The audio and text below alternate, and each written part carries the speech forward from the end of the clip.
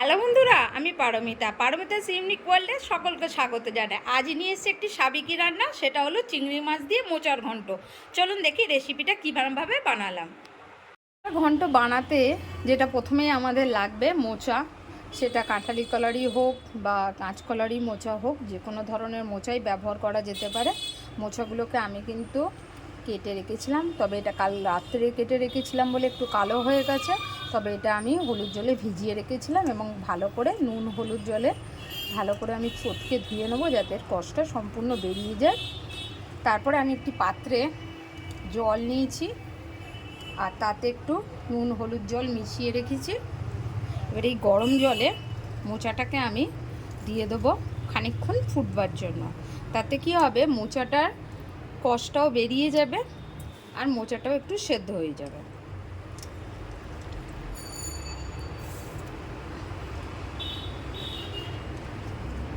সব কটা মোচা দিয়ে দিয়েছি। মিনিট 5 মতন আমি এটাকে ফুটিয়ে নেব। এখন মোচাটা আমার সেদ্ধ হয়ে গেছে, আমি কিন্তু মোচাটাকে তুলে রেখে দিয়েছি জল থেকে ছেঁকে। আর মোচার ঘন্টটা রান্না করবার জন্য আমার যা লাগছে, আমি এখানে চিংড়ি মাছ দিয়ে করব। আপনারা চাইলে নিরামিষ মোচাও করা যায়, কিন্তু আমি এখানে আমিষ মোচার ঘন্ট তৈরি করছি, তাই আমি এখানে চিংড়ি মাছ দিচ্ছি। 2টো মিডিয়াম সাইজের পেঁয়াজ কুচি নিয়েছি, আর নিয়েছি একটা ছোট সাইজের আলু, যেটা একদম ছোট ছোট করে কাটা, আর নিয়েছি খানিকটা বেগুন।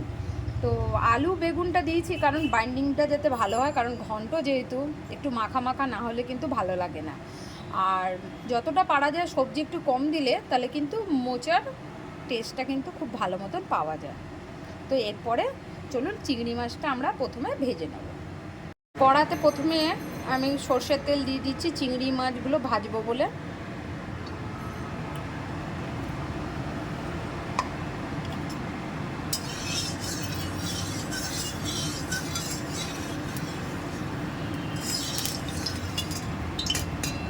তেলটা আমার গরম হয়ে গেছে, এখন আমি চিংড়ি মাছগুলো সব দিয়ে দিচ্ছি।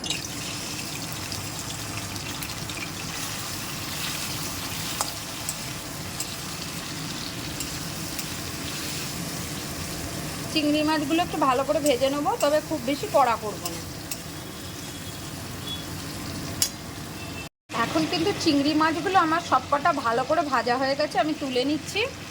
আর সেই তেলেই আর একটুখানি আমি সর্ষের তেল দিয়ে দিচ্ছি।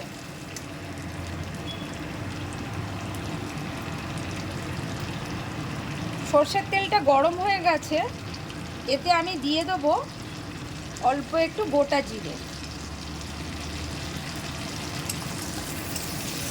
জিরেটা একটু ভাজা ভাজা হয়ে গেলে এতে আমি দিয়ে দেবো পেঁয়াজ কুচিগুলো।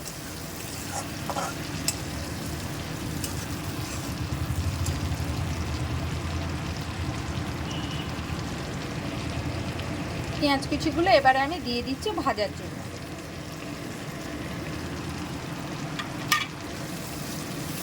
পেঁয়াজ কুচিগুলো ঠিক একটু লাল লাল হয়ে আসবে, তখন আমি সবজিগুলো অ্যাড করব।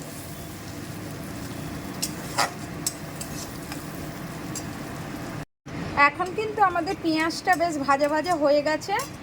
এবারে আমি এতে দেবো 1/2 চামচ মতন আদা রসুন বাটা।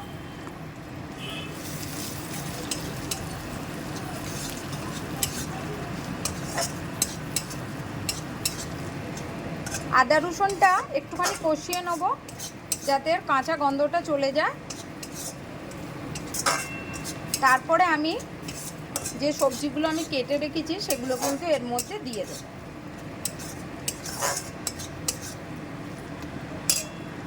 আলু আর বেগুনগুলো যেগুলো আমি ছোট ছোট করে কেটে রেখেছিলাম সেগুলো কিন্তু এবার দিয়ে একসাথে মশলাগুলো কষিয়ে নেব।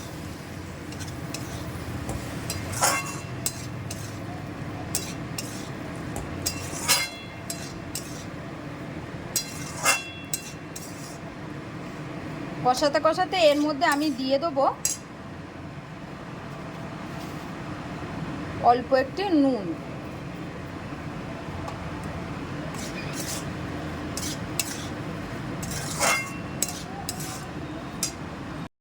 এখন কিন্তু সবজিগুলো আমার বেশ ভালো মতনভাবে কষানো হয়ে গেছে।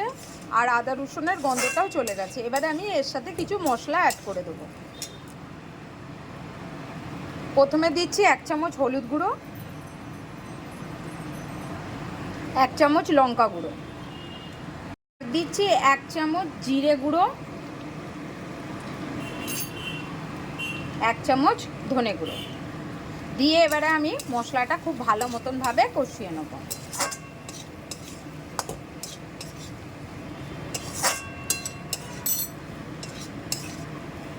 আমি এখানে অল্প একটু জল দিচ্ছি যাতে মশলাটা ভালো মতনভাবে কষানো হয়।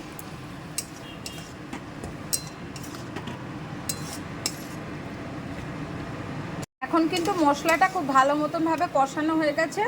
এবারে কিন্তু মোচাটাকে আমি দিয়ে দিচ্ছি।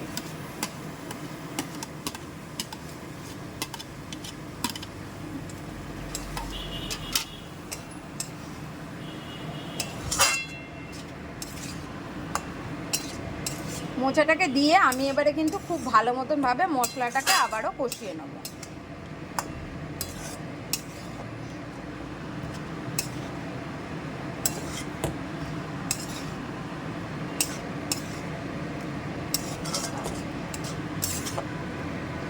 তবে মোচা টাটকা কেটেই করাটা ভালো, কারণ যেহেতু আমি এটা রাত্রিবেলা কেটে রেখে দিয়েছিলাম, আর জল দিলে মোচা জেনারেলি কিন্তু খারাপ হয়ে যায়।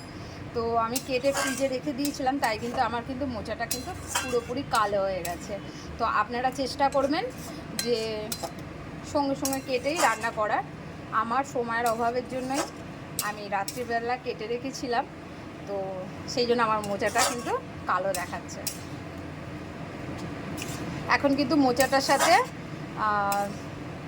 মশলাটা খুব ভালো মতনভাবে একটুখানি কষিয়ে নেব 5 থেকে 10 মিনিট। তারপরে এর মধ্যে আমি চিংড়ি মাছ দিয়ে দেবো। মোচাটা বেশ ভালো মতনভাবে কষানো আমার হয়ে এসছে। এই সময় আমি দিয়ে দেবো একটু চিনি, কারণ মোচা একটু মিষ্টি মিষ্টি ভালো লাগে। আর এতে আমি দেবো কিছুটা ছোলা। ছোলা আমি ভিজিয়ে রেখে দিয়েছিলাম।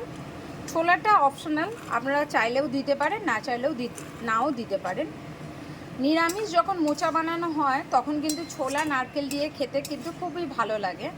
আমি এখানে আমিষ বানাচ্ছি, তবুও ছোলাটা দিয়েছি, কারণ মোচার সাথে ছোলাটা খেতে আমার খুব ভালো লাগে। আপনারা চাইলেও দিতেও পারেন, নাও দিতে পারেন। এরপরে আমি এতে দিয়ে দিচ্ছি চিংড়ি মাছগুলো,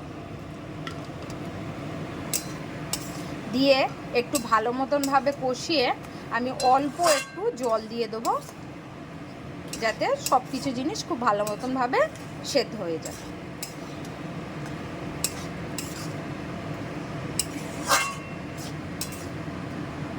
এখন কিন্তু মোচাটা আমার কষানো হয়ে গেছে। এবারে আমি এতে একটু জল দিয়ে দেবো, কারণ একটু ভালো করে সেদ্ধ হবে।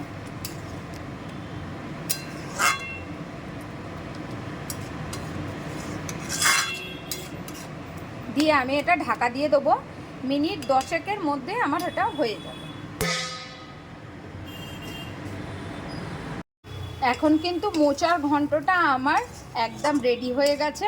এবারে নামিয়ে নেবার পালা। তবে নামানোর আগে নুন মিষ্টিটা অবশ্যই একটু চেক করে নেবেন।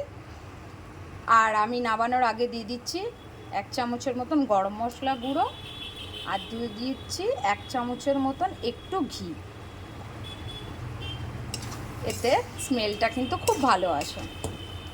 এখন কিন্তু সম্পূর্ণ রেডি পরিবেশন করবার জন্য। ঠিক এরমভাবেই বানিয়ে দেখুন, খুব ভালো লাগবে খেতে। গরম ভাতে কিন্তু আর কিছু লাগবে না। আমি নিরামিষ মোচার ভিডিও আরেকবার বানিয়ে দেখাবো, তবে আজকের মতন আমিষ ভিডিওটাই বানিয়ে দেখালাম। আপনারাও ঠিক এরমভাবেই বানিয়ে দেখুন, খুব ভালো লাগবে।